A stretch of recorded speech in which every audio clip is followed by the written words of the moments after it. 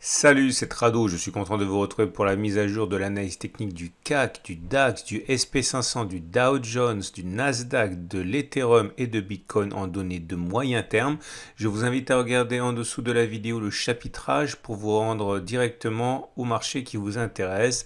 On commence par le France 40 et quelle semaine après une attaque monumentale qui a valu au CAC 40 version CFD, c'est-à-dire le France 40, de perdre en semaine plus de 3,5%, quasiment 4%, eh bien c'est dans le vert que l'on achève cette semaine avec un signal de force également très important avec cette grande mèche basse qui remonte une fois de plus, si c'était nécessaire, la présence des acheteurs qui font feu de tout bois pour rentrer sur un marché où les capitaux prêts à s'investir sont tellement importants. On n'a même pas eu l'occasion d'aller chercher le support hebdomadaire des 6107-6100, un simple retracement en dessous de la M7 a suffi à réveiller les appétits et la tendance demeure fortement haussière. On est au-dessus de la M7 qui monte, au-dessus de la M20 qui monte, au-dessus de la M50 qui monte. Autrement dit, en données hebdomadaires, la tendance immédiate, la tendance générale et la tendance de fond sont haussières.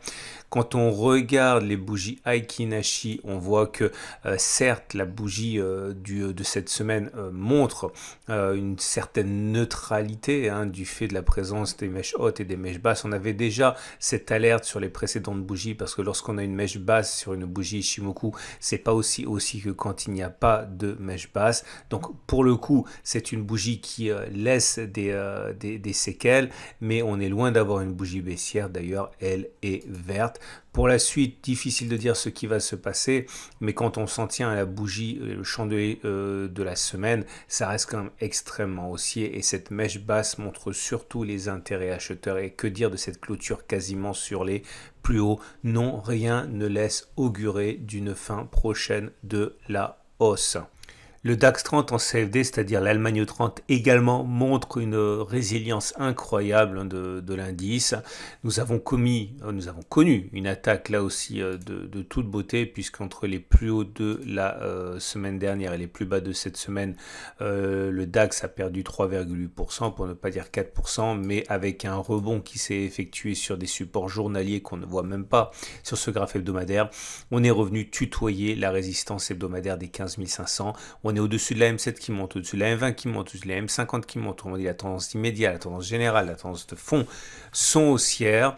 Il faut s'attendre à ce qu'une clôture au-dessus de la résistance hebdomadaire des 15 500 attire de nouveaux investisseurs de moyen terme, comme aurait pu en attirer un retour sur le support hebdomadaire 1400-1440 qui n'a donc pas eu lieu.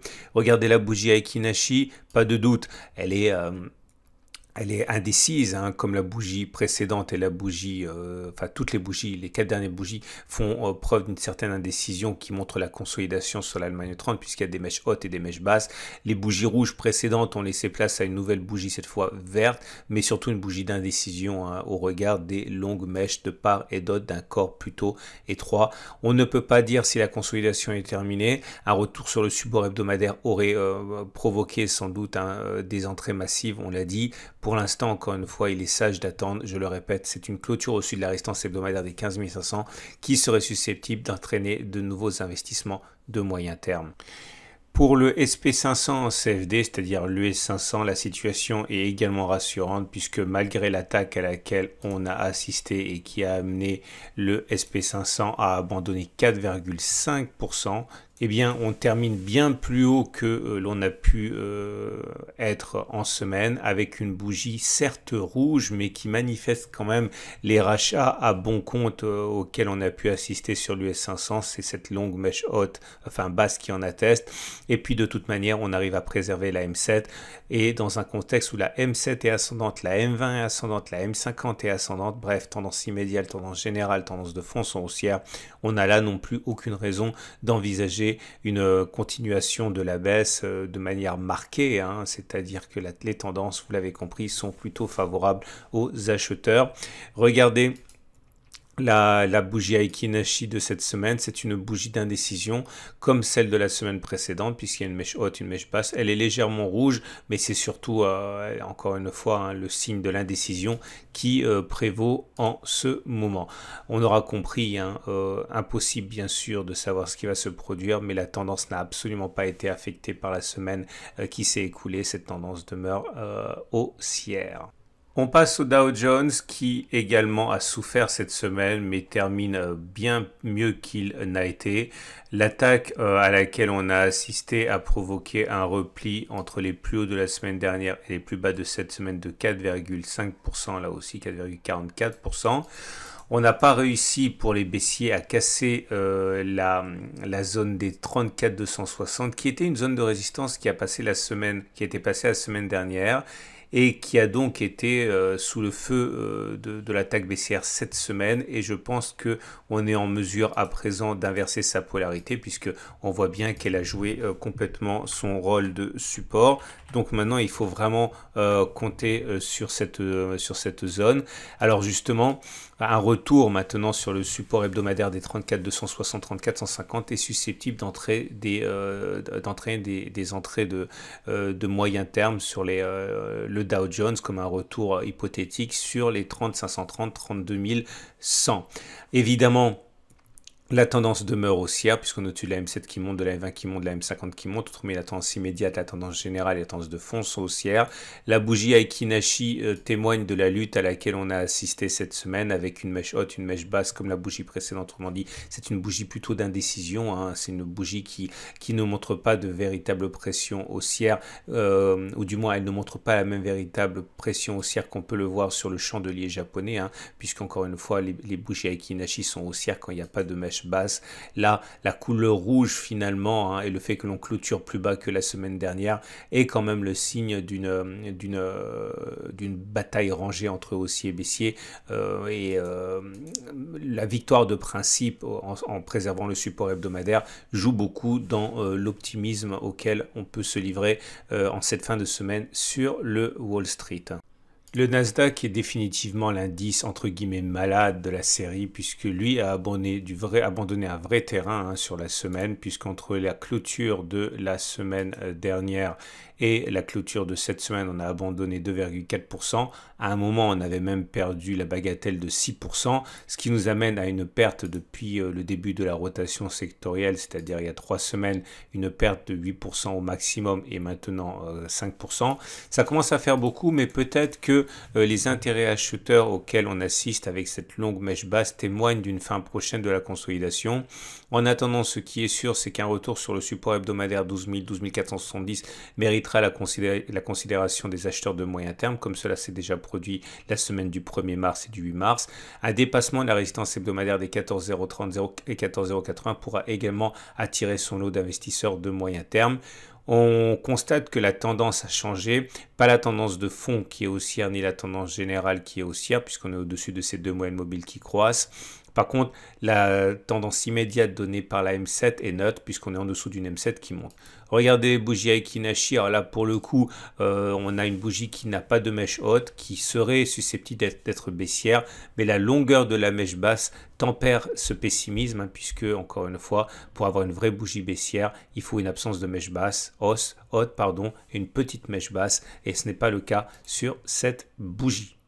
On passe à Bitcoin qui est véritablement en difficulté pour le court terme. Comme on peut le voir depuis les plus hauts atteints il y a 5 semaines et les plus bas atteints 7 semaines, Bitcoin a perdu pas loin de 30%, 29% pour être précis. Le fait que Elon Musk a décidé de ne plus accepter en paiement de ses Tesla du Bitcoin explique en grande partie la surprise, hein, des investisseurs et la baisse à laquelle on a assisté cette semaine, puisque pour cette semaine, je ne parle même pas des plus hauts, hein, entre la clôture de la semaine dernière et le moment où je vous parle, on a perdu 16%. La tendance de court terme est maintenant neutre, voire légèrement baissière, puisqu'on est en dessous de la M7 qui commence à descendre. La tendance générale, par contre, demeure haussière avec une M20 qui monte, de même que la tendance de fond avec une M50 qui monte. Nous avons une situation où on a touché un support hebdomadaire, celui des 45 880, 42 914, ce qui explique en grande partie le sursaut d'orgueil auquel on assiste actuellement. Un retour sur cette zone est donc susceptible, encore une fois, d'intéresser les spéculateurs et les investisseurs de moyen terme, comme un franchissement de la résistance hebdomadaire des 61 080, 61 800, zone qui n'a pas été franchie historiquement, et puis qui n'a même pas été franchie en semaine depuis le 8 mars. La bougie Aiki-Nashi, naturellement, montre la faiblesse à laquelle on a pu assister avec une bougie rouge, mais encore une fois, ce n'est pas si baissier que ça. Il y a une mèche haute, il y a une mèche basse. C'est plus de la consolidation de la forte hausse à laquelle on a assisté qu'un signe de débandade pour Bitcoin. Et on termine ce tour d'horizon avec Ethereum. Ethereum en forme étincelante. On est au-dessus de la M7 qui monte, la M20 qui monte, la M50 qui monte. Donc la tendance immédiate, la tendance générale, la tendance de fond sont haussières. On a eu une attaque entre les plus hauts et les plus bas de la semaine. Ethereum a perdu quand même quasiment 20%, 19 et quelques. Mais ça n'a pas permis de rallier des points d'entrée de moyen terme. Le support hebdomadaire est à 2050, 1300. Il y avait des points d'entrée, mais je vous renvoie aux analyses de court terme et de trading sur Ethereum, Bitcoin, enfin tout ça c'est en ligne le lundi. Sur l'unité de temps hebdomadaire, on n'a pas eu l'occasion d'avoir un point d'entrée intéressant. Nous avons les bougies Aiki-Nashi, forcément la séance de la semaine qui vient de s'écouler va laisser des traces dans la bougie suivante par construction, mais pour l'instant on a une belle bougie qui demeure haussière avec une absence de mèche basse. La mèche haute est peut-être un petit peu longue, mais ça reste quand même une bougie avec beaucoup de pression haussière. Encore une fois, on paiera l'addition de l'attaque baissière de cette semaine dans la bougie suivante sans doute, et nous avons donc terminé le tour d'horizon. Je vous invite à regarder tout au long de la semaine éventuellement cette vidéo pour voir si on revient sur des zones d'intérêt pour le moyen terme, et également si vous êtes intéressé par les analyses de court terme pour le trading des cryptos, de l'euro-dollar et des indices. Je vous renvoie donc à la vidéo qui apparaîtra lundi matin en ouverture des marchés, ou alors par intégration à la fin de cette vidéo-ci. À très vite pour deux autres vidéos.